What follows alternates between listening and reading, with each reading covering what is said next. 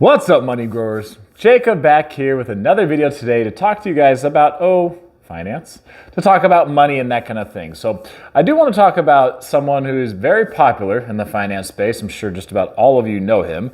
That is Dave Ramsey, right? And we're going to be talking about Dave today and some of his philosophies that he has that, where he's helped millions and millions of people get out of debt and, over their life become, well, I don't know if millions of them have become millionaires, but he's helped millions of people get out of debt. That part's for damn sure. So I want to talk about that though, because, there's not always a one size fits all. Actually, really most things in life, there's not one size fits all. But particularly we're talking about finance here and ways you can handle your money and having success and reaching certain goals with your money. So go ahead, hit the thumbs up button. If you haven't subscribed to the channel yet, go ahead and subscribe as well, because I'm going to be doing videos like this where we talk finance. I like to talk a lot of credit on here, but oftentimes I like to just throw in a different kind of financial topic and see if people like it. And Dave's a popular guy, so for some of you that have followed him, or maybe you used to follow him, or you never followed him at all and you don't like him, tell me about it down in the comments. So many of you are probably familiar with Dave, okay? Because he's known for being Mr. Cut Up Your Credit Cards, which I did at one point, and now I say oops. So that'll probably be for another video. But a lot of you, I'm sure, are familiar with the baby steps he has, okay? So, his first step, right, save $1,000 for a starter emergency fund. Pay off all your debt except for, your house using the debt snowball. Then, you're saving 3 to 6 months of expenses in an emergency fund, right? Then the fourth one is to invest 15% of your household income in retirement. Then 5 is save for your children's college fund. 6, pay off the home early. And then 7 is build wealth and give. So those are his 7 baby steps that he has for people. Usually the ones about paying off debt get the most attention because that's what people typically go to Dave for. They're in credit card debt, student loan debt, car debt. I mean, all kinds of just debt they're trying to get out of. So that's really what he's become known for. And these work well for many people because, they're in the name, right? They're baby steps. They're in the name of, the actual of each step. So that's why it makes it easy to understand this for handling your money. It's low risk, right? You pay off your debt. I mean, you have, less chance. If you're going to have no debt, then, your financial situation, if you can control your spending, is going to wind up being good long term. They're not very advanced techniques, obviously, but they're things that can lead you to a more comfortable life. Now, one of the criticisms Dave gets is that, because he's big on not having debt at all, and buying like investment properties with cash for that kind of thing, for real estate.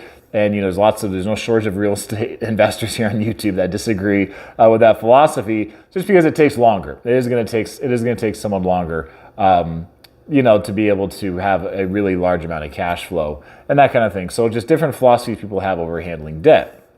Now, that's really why these steps work for such a large number of people, though. They're pretty simple. They're pretty basics. Lots of people, they just struggle with money. So if you can really simplify it and, say, like, just have no debt, put X amount here, just do that, from now until the day you die, you're probably going to be okay, right? So the thing is, though, in the world of finance, it's a huge world, okay? And, what some people like or what some people choose to do with their money may not be what other people choose to do with their money, because people are on, you could say, they just choose to take different paths. And some people really spend lots of their life learning about certain ways to handle money or invest money, or, they love business or whatever it is. And, that's very different than someone who's, going to maybe choose to be an employee for, however many decades, and they just retire. So lots of different options in the world of finance. So that's why we're going to talk about the first person who's probably not going to need Dave's advice is if you're just a cheap person, okay, and you enjoy it. Because some people are cheap and, they may not want to admit it, but other people are really cheap and they have no problem being like, yep, that's just me. So whether, you're like an old school coupon clipper, or, you love just finding deals online, you use things like Honey to find deals when you're shopping, or you do cashback apps, or whatever the case is, which actually, I use Honey because it's awesome. It helps. And I'll put a link for it down in the comments. Great free plugin on Google to have. I've saved money on flights. I've had it come up before to save me money on hotels and like Amazon and stuff like that. But if that's just you, where, you're just always a penny pincher. And, some people, they actually like it. They get a thrill out of just being able to find a deal, and they actually do enjoy that. So the second person who's not going to need to really follow Dave a whole lot or really worry about much of his philosophies, you're someone who's just very disciplined with your money. So if you're disciplined and you're not necessarily rich yet, I don't mean you're just, you're rich, but say you already have a budget in place, you already have it written down, or whether you use an app or something like that, and you just typically you work X number of hours in a given week, you save and you invest X amount over here, and then you have this amount here for personal activities, right? Maybe you like to go to the bar with your friends, or go have dinner, or hike, or travel, or a weekend hobby, whatever it is. So if you're pretty much set in that process and you already have the whole thing systematized and you're really disciplined, and you have numbers that work for you or that kind of thing, like you're probably not going to need to follow Dave a whole lot because you've already got it situated. Like, you've already got the bulk of it. You've already got a really good foundation for what you do and how you handle your money. So from that perspective, if you're already disciplined with your money, you'll be okay. The third type of person who's not going to need to worry about having to follow Dave Ramsey's advice a whole lot is someone who just already hates debt. If you hate debt and you just don't like it, say whether it's the house you grew up in, your parents taught you. Some people it's because their religious background they're taught this. Some just don't like the idea of owing money to people or that kind of thing. So if you just hate the idea of debt at all, you already understand the foundation of Dave's philosophy. Okay, if you're someone who just hates having debt, credit card, car, house, anything otherwise like that, and you could just stay out of debt with your money.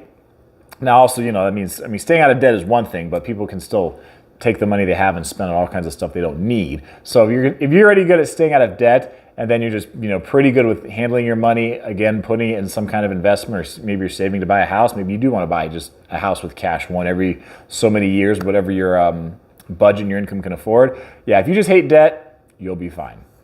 The fourth kind of person who doesn't need to follow Dave Ramsey's advice is someone who's already developed a strong understanding of investing.